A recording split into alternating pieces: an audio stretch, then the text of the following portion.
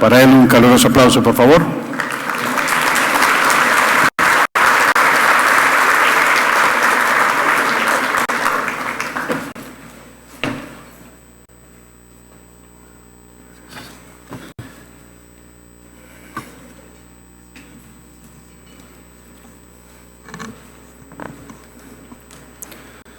Señor Presidente de la República, señor Nayib Bukele, señor Presidente de la Asamblea Legislativa, Mario Ponce y señores diputados, señor Presidente de la Corte Suprema de Justicia, doctor Armando Pineda Navas y señores magistrados, doctor Raúl Melara, Fiscal General de la República, señor Ernesto Mason, alcalde de San Salvador, señor Roberto Dahuizón, alcalde de Santa Tecla, Federico Gutiérrez, alcalde de Medellín, Colombia, señores miembros del Gabinete de Gobierno, señores embajadores y jefes de misiones diplomáticas acreditadas en el país, excelentísimo y reverendísimo nuncio apostólico, representantes de organismos internacionales, señor Alfredo Undurraga, exministro de Obras Públicas de Chile, señores directores del Comité Ejecutivo de ANEP, señores directores de nuestras gremiales miembros, señores patrocinadores, señores empresarios, invitados especiales, amigos de la prensa, señoras y señores. Queremos darle la más cordial bienvenida a este 19º ENADE que celebramos este día. El comité organizador y los miembros del comité ejecutivo llevamos adelante, antes de iniciar esta sesión, una profunda reflexión. Y pensamos, ¿será que desde el año 2000 hemos estado trabajando en vano? ¿Será que desde el año 2000 hemos hecho propuestas y estas propuestas habrán servido para el desarrollo del país y de nuestra población? ¿Valdrá la pena continuar con los ENADES? Y después de una discusión, repito, de bastante profundidad, llegamos a la conclusión que sí, que es la obligación de los empresarios trabajar más allá del metro cuadrado en que nos desenvolvemos en nuestras empresas, que es importante que entendamos que nunca habrá una empresa sana en una sociedad enferma, que mientras la sociedad esté convulsionada, las empresas, por mucho que hagamos, por mucho que nos preparemos, por mucho que estudiemos, no van a poder salir adelante. Y creo que la historia, para aquellos que somos un poco mayorcitos, nos lo ha demostrado con creces. Los años de la guerra, los años de la reconstrucción han sido años difíciles, cuesta arriba, que nos han puesto a prueba, pero que también han demostrado que el espíritu empresarial salvadoreño es indomable. No nos damos por vencidos, no nos entregamos a las dificultades, sino que siempre nos rebuscamos para encontrarle soluciones. Hemos tratado en estos 20 años, en un inicio, temas sectoriales. Y se le presentaban los temas sectoriales al gobierno. Y el gobierno decidía si los tomaba en cuenta o no. Pero maduramos y empezamos a trabajar en que no era una cosa, el ENADE no debía de ser una reunión de empresarios para empresarios y para llevar adelante una reunión formal en donde entregábamos un documento y nos íbamos a nuestra casa. Debía de ser un proceso de construcción de nación. Y debíamos, a través de estas propuestas y estos esfuerzos, ser más incluyentes, más inclusivos. Porque también entendimos de que nosotros no teníamos todas las soluciones para todos los problemas. Que nosotros sabemos sobre ciertas cosas, pero hay expertos que saben sobre las cosas que no sabemos, y a esos son a los que debemos de llamar para construir las propuestas sobre estos temas que nosotros no dominamos. Es así como hemos presentado propuestas de seguridad, propuestas de reformas legislativas que han permitido que ahora votemos por rostro, que tengamos voto cruzado. Se mencionó más temprano que el resultado de un trabajo del ENADI había sido el fobial. Y como dijo nuestro vicepresidente, vamos a hacer un inventario de todas las propuestas que hasta el momento hemos llevado a cabo para que no perdamos el entusiasmo y el optimismo de que se puede hacer bastante más y que los ENADES no quedan guardados en una gaveta.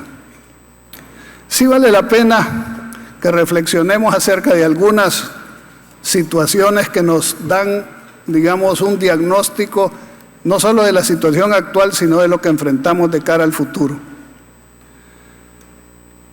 Antes era una hipótesis el hecho que decíamos nosotros que cuando se firmaron los acuerdos de paz, habíamos pasado de una guerra en el campo militar a una guerra en el campo político.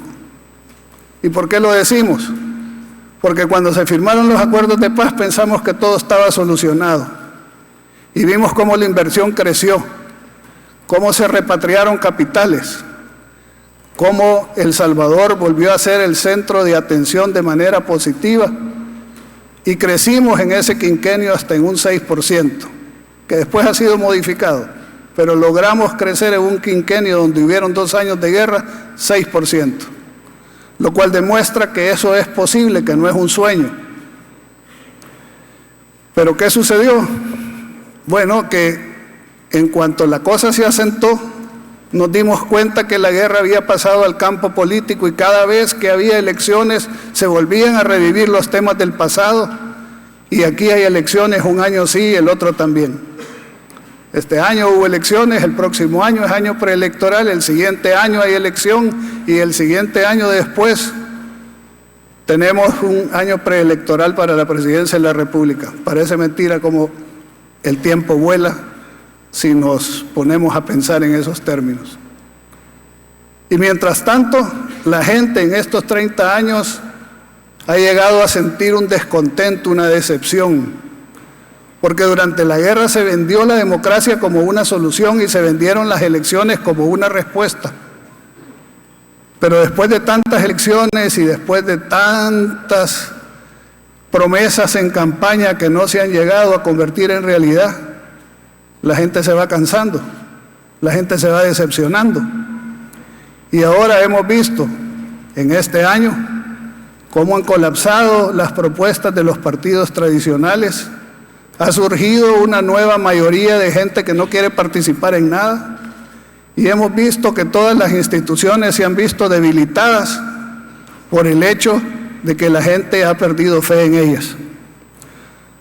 Nosotros estamos convencidos de que esto puede cambiar y debe de cambiar por el bien del país. Pero tenemos que realizar que estamos en una sociedad dividida, polarizada, algunos dicen enferma y enfrentada. La forma en que resolvemos nuestras diferencias siempre es con violencia. Ya quizás, gracias a Dios, no con violencia política, ya no hay asesinatos políticos como había durante la guerra. Pero cualquiera que opine diferente a mí se encuentra con una respuesta violenta, con una actitud violenta. Y eso, toda acción genera una reacción y nos mete en un círculo vicioso del cual pareciera que no tenemos salida.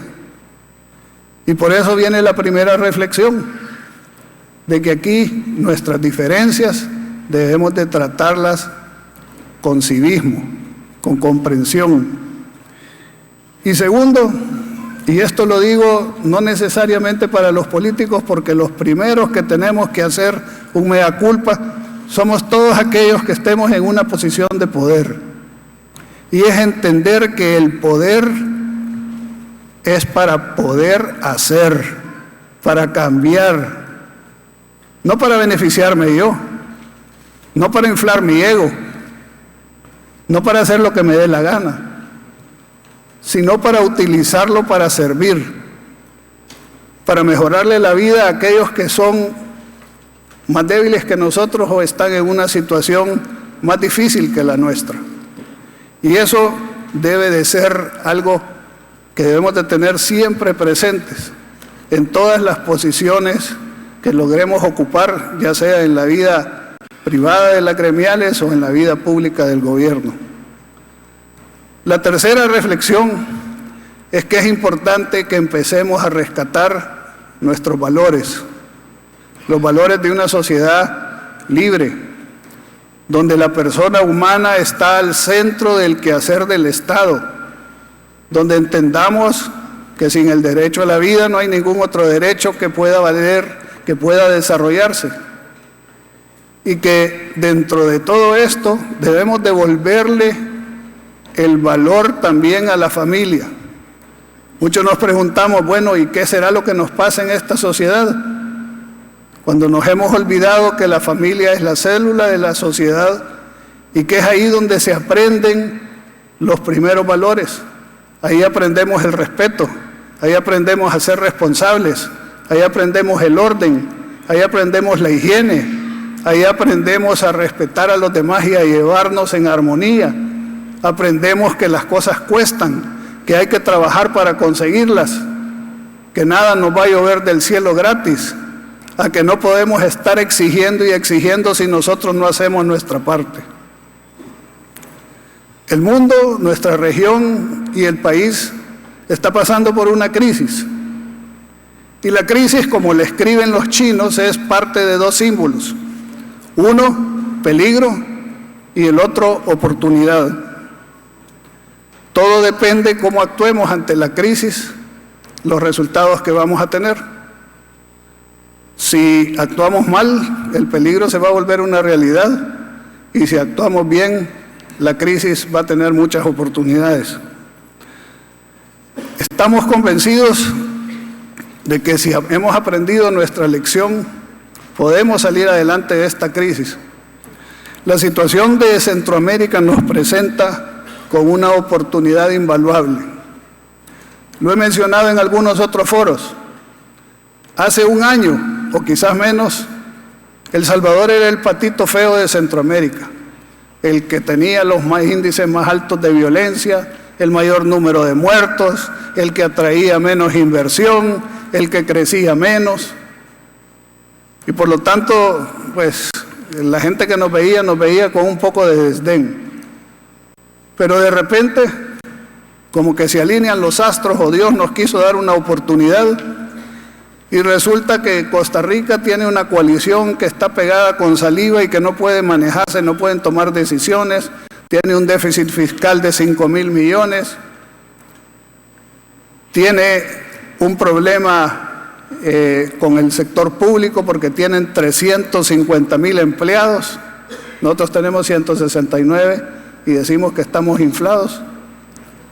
Nicaragua no es necesario que explique lo que sucedió ahí con ese modelo, que demuestra que no se puede tener crecimiento económico si nos olvidamos de las instituciones y de la parte política.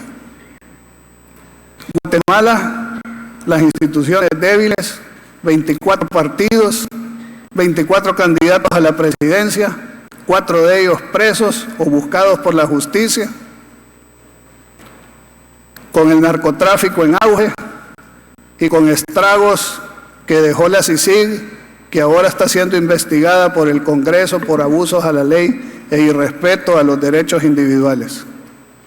Honduras, que era el bonito y que ya nos había robado bastante de nuestras ideas, y todo esto lo digo sin criticar, nada más para poner en perspectiva las cosas.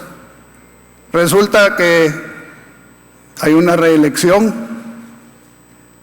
violando la Constitución, hay revueltas sociales, hay acusaciones de narcotráfico al hermano del presidente y hoy condenado, y Honduras se cae del pedestal en el que estaba. Y de repente, El Salvador hay elecciones, las elecciones se respetan, los resultados se respetan, hay un cambio de discurso, ya el faro que guía nuestro rumbo no es Venezuela, ya empezamos a hablar con nuestro principal socio comercial de otro modo, y ya El Salvador empieza a escucharse en el ámbito internacional como un país de oportunidades. Y eso es algo que, si bien no va a durar toda la vida, sí es algo que debemos de aprovechar. Suramérica está convulsionado y nuevamente estamos viendo que hay en Suramérica diferentes motivos de protestas. En algunos es la caída del socialismo del siglo XXI y la gran sorpresa de Chile, en donde parecía ser que no había ningún problema y era nuestro referente, donde estaban creciendo, donde había bienestar, pero algo se les pasó y ahora están teniendo los problemas que tienen. Y es algo que nosotros tenemos que fijarnos para que no nos suceda a nosotros. Y es el hecho de que en una sociedad, a pesar de que esté mejorando y prosperando, siempre van a haber descontentos y errores. Y que esos descontentos y errores, la mejor forma de tratarlos para que no nos revienten en la cara es a través del diálogo, es a través de platicarlos civilizadamente y encontrarles soluciones. Hay que aprender de la historia y de nuestros errores. Y creo que tal vez valga la pena compartir algunas de estas lecciones que creo debemos de haber aprendido nosotros. Número 1, que tenemos que crear un sentido de nación, de pertenencia. Y perdonen que haga ejemplos y le pido disculpas a los embajadores, pero por ejemplo, con México, con quienes tenemos diferencias cuando jugamos fútbol, los criticamos porque los mexicanos son muy nacionalistas. Pero nosotros quizás deberíamos de copiarle a México un poco de eso y empezarnos a sentir orgullosos de ser salvadoreños, porque quizás la única vez que nos sentimos todos unidos es cuando juega la selecta antes de perder. Y ahí sí cantamos el himno y ahí todos somos azul y blanco y todos estamos juntos. En cuanto pierde ya vuelvan a surgir las diferencias. Pero en realidad el país tiene una cultura, tiene una tradición, tenemos una historia que hemos compartido conjuntamente, en donde hemos superado tantas dificultades que debemos de verdad de sentirnos orgullosos. ¿Qué otro país no estaría panza arriba después de vivir una guerra como la que vivimos? Después de sufrir una destrucción de casi toda nuestra infraestructura, que nos ofrecieron ayuda internacional y que después no vino y la tuvimos que reconstruir nosotros. ¿Qué país puede decir que puede trabajar y subsistir con 8 horas que nos cortaban la energía eléctrica, para aquellos que se acuerdan? Y nos llamaban a paros al transporte y ametrallaban los buses y la gente iba a trabajar. ¿Quién no puede sentir orgullo de tanta gente que se ha tenido que ir por fuerza mayor, pero llegan a otros países y dicen, no hombre, estos salvadoreños son cachimbones para trabajar? Tenemos razones por las que sentirnos orgullosos y no sencillamente siempre sentirnos de menos. Esto es algo en lo que tenemos que trabajar como sociedad. Tenemos que sentir o buscar la armonía social a través nuevamente de la comunicación y la educación.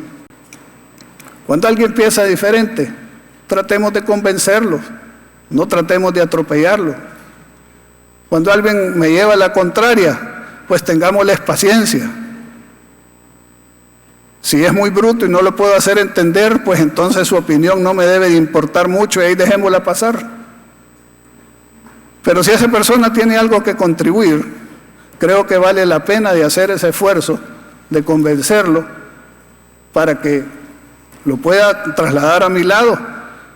Y si a lo mejor tiene razón en lo que está diciendo, pues quizás me va a servir para hacer las cosas mejor.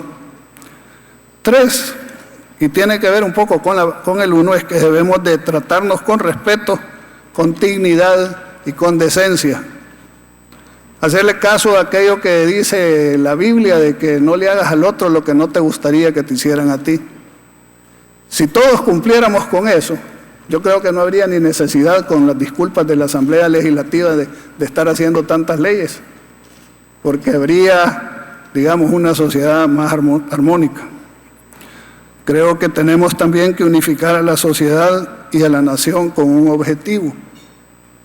Al inicio les dije que éramos una sociedad dividida, porque fíjense que siempre nos concentramos más en lo que nos divide que en lo que nos une. Que si soy de Oriente o soy de Occidente, que si voy con el fajo o voy con el Alianza, que si soy tricolor o soy colorado o soy golondrino. Bueno, con todo respeto.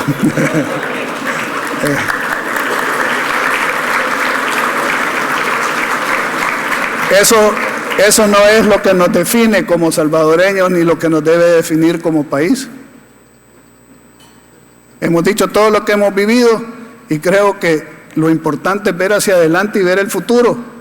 Que en este país debemos de caber todos. Que este país es como un barco que está enfrentando una tempestad. Y que si el barco se hunde, se va a hundir el capitán, porque dicen que ese es el primero que se va con el barco. Pero nos vamos a hundir todos. Y que por lo tanto es importante que todos entendamos eso, pongamos un poco de lado nuestras diferencias y llevemos ese barco a puerto seguro. Creo que también el sexto es construir sobre bases sólidas, principios universales e instituciones que funcionen. El ENADE siempre trata de invitar experiencias exitosas de otros países para que vengan a compartirlas con nosotros, para que no tengamos que equivocarnos. Pero está comprobado a través de la historia y de la geografía del mundo qué cosas funcionan y qué cosas no. Y ya sabemos que debe de haber institucionalidad, que la democracia no es perfecta, pero dentro de todos los sistemas humanos es el que más funciona. Que el ser humano no se desarrolla si no hay libertades, si no hay respeto. Y que hay programas y proyectos como los que se están presentando en este y en otros ENADES, que son los que pueden darle solución a los problemas nacionales. Y esos son los que debemos de imitar, emular e implementar. Séptimo, que debemos de entender que sí hay derechos, pero vieran qué cansancio o frustración da escuchar a todo el mundo hablar: yo tengo mis derechos, respétenme mis derechos, tengo derecho a que me den esto, a que me den el otro. Y casi nunca escuchamos a nadie decir: miren, yo tengo derechos, pero también tengo obligaciones. Y para exigir mis derechos tengo que cumplir mis obligaciones. Porque un país donde solo hay derechos, alguien los va a tener que pagar. Porque si nadie tiene obligaciones y todos solo tenemos derechos, la verdad es que no tenemos futuro. Y eso hay que empezárselo a enseñar a los jóvenes desde el colegio y desde su casa. Al que quiere celeste, que le cueste, decía mi abuelita. Tampoco quiere decir nada acerca del celeste. Pero es un decir que creo que es importante. Y que si exigimos libertades, también deben de haber responsabilidades. La libertad no es absoluta, no es para hacer lo que yo quiera, sino que siempre tengo que respetar a los demás y mi derecho termina donde empieza el derecho del otro. Y por último, crear un modelo que la gente comprenda, en el que la gente participe y que la gente apoye, porque va a ser un modelo de desarrollo en el cual se combata la pobreza. Esta es una ventana de oportunidad, repito, que no va a mantenerse abierta durante mucho tiempo. Este es nuestro momento. Este es el momento de construir una visión de nación que nos incluya a todos. Este es el momento de que desarrollemos un plan nacional que permita que le vayamos encontrando solución a los problemas que tenemos. Este es el momento de hacer una propuesta estratégica a El Salvador.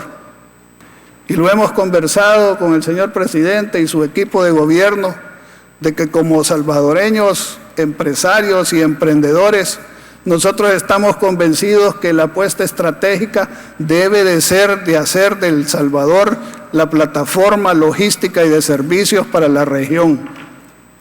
Y algunos me preguntaban en una entrevista este día, me decían, pero ¿y por qué? Pues, ¿de dónde se sacó usted esa idea? ¿Qué posibilidades tiene El Salvador con los problemas que tiene? El Salvador es un país posicionado geográficamente en un lugar privilegiado, en medio de 2 océanos, de 2 subcontinentes. Es un país pequeño que es fácil de desarrollar. Estamos dolarizados, por lo cual es atractivo para ciertas inversiones. Tenemos un sistema financiero donde es el mejor regulado y es el que tiene ya actores internacionales que pueden servir como un hub financiero que le haga competencia a Panamá. Tenemos más celulares que personas, con lo cual la tecnología está accesible y la juventud nace ya ahora manejando esto y podemos dar ese salto cualitativo. Tenemos la posibilidad de unir 2 océanos. Tenemos carreteras que, aunque algunas no estén tan buenas, hacen posible crear zonas económicas de desarrollo en todo el territorio nacional. Hay tratados de libre comercio, con lo cual tenemos puertas abiertas a mercados importantes. Creemos que esa es la solución y creo que debemos aprovechar esa oportunidad y es parte del planteamiento que estamos haciendo en este NADE. Debemos de aprovechar la revolución tecnológica, que ha sido llamada la 4ª revolución, que es el hacer uso inteligente de la información y de la tecnología. Alguien decía, bueno, ¿y esto cómo funciona? En el documento de NADE o en el USB, porque estamos ahorrando papel, van a encontrar la propuesta de ciudades inteligentes, donde en un inicio la gente decía, aquí vamos a tener al alcalde de Medellín que nos va a dar cátedra en esto. Pero al inicio, cuando a mí me hablaban de ciudad inteligente, yo que soy, digamos, ya de la generación que va pasando, no entendía muy bien de qué se trataba. Y creía que era solo que los semáforos funcionaran y que pusieran cámaras para que no nos robaran o para protegernos del crimen. Pero ciudad inteligente es información que está disponible para todos, que nos ayuda a planear una ciudad utilizando cómo funciona la ventilación, cómo le da el sol para poner pantallas solares con las cuales generar energía, ver cuáles son los problemas que tiene la ciudad, por ejemplo, en el tráfico, en el parqueo, y generar oportunidades para que hayan jóvenes que desarrollen aplicaciones que le den respuesta a esas necesidades. Igualmente, tenemos que entender cómo funciona la tecnología para que sepamos cómo invertir en educación. Porque ahora no podemos decir, miren, vamos a reactivar la agricultura enseñándole a alguien cómo manejar el corvo. Porque la agricultura moderna funciona ahora con drones que miden el terreno, en los desagües, que miden la calidad de la tierra, que a veces siembran a través del aire. Y esos son los saltos cualitativos que debemos nosotros de utilizar.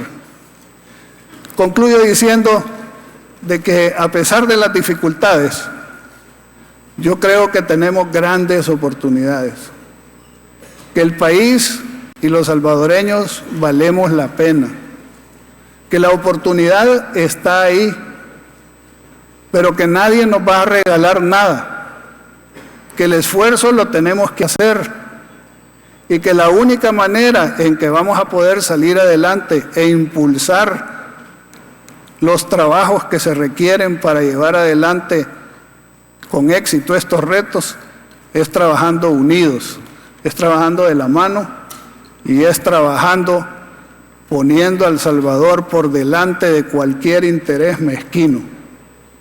Nosotros, como empresarios, como emprendedores, tomamos el guante, aceptamos el reto y les hacemos esta propuesta en este NADE de que estamos listos para trabajar para el desarrollo y el bienestar de El Salvador y de su pueblo.